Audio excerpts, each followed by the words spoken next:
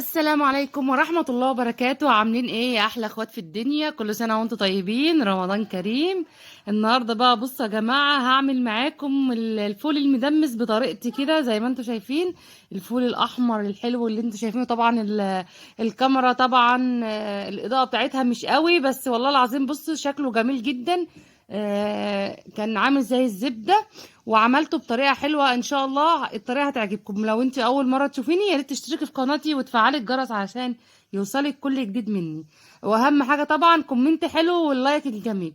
يلا بينا كده. اللهم صل وسلم وبارك على سيدنا محمد وعلى اله واصحابه اجمعين. نشوف بقى طبعا طريقتي في الفول، والشكل اللي انتم شايفينه الجميل اللي قدامكم دوت اقول لكم انا عملته ازاي. يلا بينا. بسم الله ما شاء الله. بصوا يا جماعه، انا جبت كيلو فول، بس فول من الحلو اللي هو الطياب الحلو الجميل. ومعايا القدره او الفواله، هقول لكم الفواله بلاش القدره دي. ومعايا طماطم ومعايا جزر ومعايا عدس.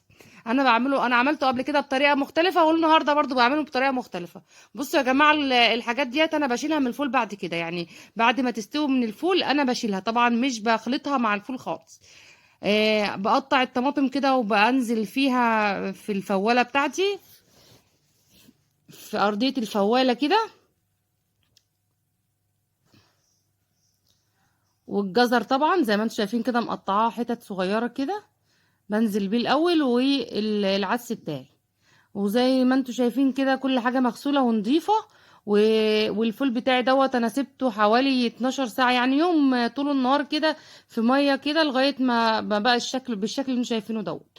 وكمان انا سايبة على البوتاجاز بتاعي حلة فيها مية لازم تغلي، عشان طبعا انزل في الفوالة بتاعتي بالمية المغلية. شايفين المية بتاعته نضيفة ازاي؟ طبعا غسلته حلو جدا ونقيته، والفول جميل زي ما انتم شايفين اهوت. هنزل كده في الفوالة بتاعتي. ايام زمان يا جماعه كانوا بيقولوا القدره، قدره الفول. لكن دلوقتي بيقولوا الفواله. حتى عند بتوع الطعميه وكده بيقولوا ايه القدره. انا طبعا بحب اعمله في البيت سواء في رمضان او غير رمضان، بحب اعمل الفول كده ادمسه في البيت. بيبقى حلو واحلى طبعا من بره، الله اعلم بره بيبقوا عاملين فيه ايه. ما بيبقاش حلو او ابدا زي اللي بتعمليه في البيت. بصوا بقى كده خلاص. طبعا فاضل شوية كمان. انا هجيب حلة ومية سخنة وطماطم وجزر، وهحط كل حاجة فيها زي اللي في القدرة بالظبط. هنا بقى طبعا المية خلاص كانت بتغلي، ونزلت في الفوالة بتاعتي كده. وهبدأ طبعا على العين اللي هي الصغيرة بتاعت البوتاجاز سهلية خالص. هسيبها بقى تشيل وتحط مع نفسها كده كام ساعة لغاية ما الفول بتاعي يبقى زي الزبدة زي ما انت شفتوا في أول الفيديو كده.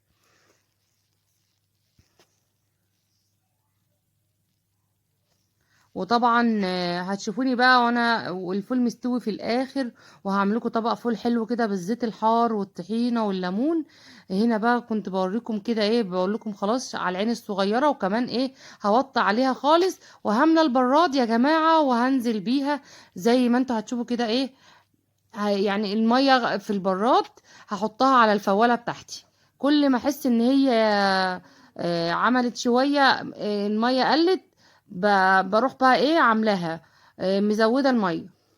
بصوا هنا بقى خلاص طبعا انا هنا كنت هوريكم ان الفول استوى وبقى زي الزبدة. بصوا زي الزبدة اهو، كريمي خالص اهوت. والواحدة بتروح بصوا زي الطحينة خالص اهي. هبدأ طبعا اعبيه في اكياس. هيعمل معايا ايه؟ هيعمل معايا 10 اكياس. كيلو الفول دوت هيعمل معايا 10 اكياس يا جماعة. هسيب كيسين بره اعمل منهم اول يومين، وبقية الفول هحطه في الفريزر.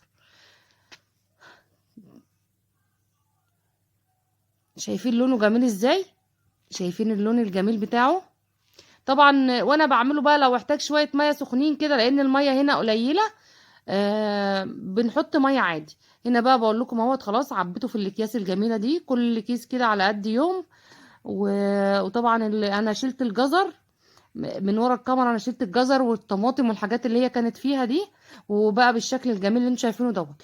هنزل طبعا قصدي الاكياس ديت هعينها في الفريزر، اسحب منها بقى لغايه ما تخلص، واعيد الكرة تاني واعمل تاني. زي ما انتم شايفين. يا رب الفيديو يعجبكم ويكون خفيف على قلبكم، ويلا بينا بقى نعمل طبق فول جميل كده زي ما انتم هتشوفوا. معايا طحينة وزيت حار، ومعايا مج مليان فول اهوت، ودي الدقة بتاعتي كمون وكزبرة وتوم، وفيها كل حاجة. هنعمل في الخلاط كده زي ما انتم شايفين. هنزل بالفول بتاعي اهو. وطبعا عندي كوبايه بقى فيها الزيت الحار او اللي هو الزيت المقدوح. بيبقى ريحته حلوه مش زي الزيت الازايز يا جماعه.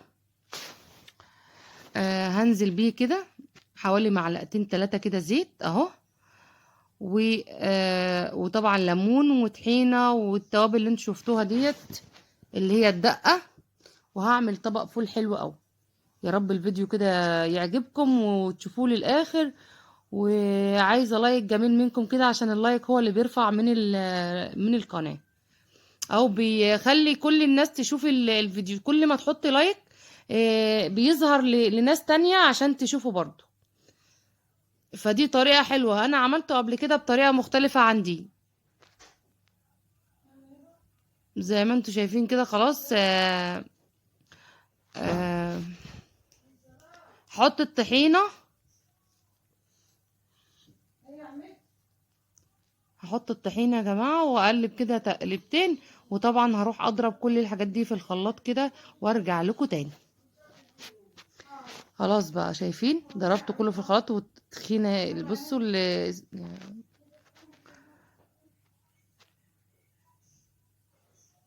شايفين بقى القوام بتاعه حلو قوي وشايفين برضو لونه جميل.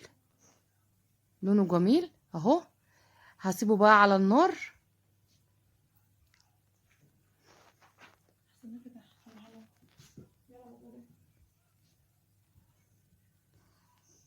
بصوا يا جماعة، هنا بقى كنت بوريكم ان انا حطيت الفوالة على النار وعلى نار هادية، وكمان البراد عليها. وكل ما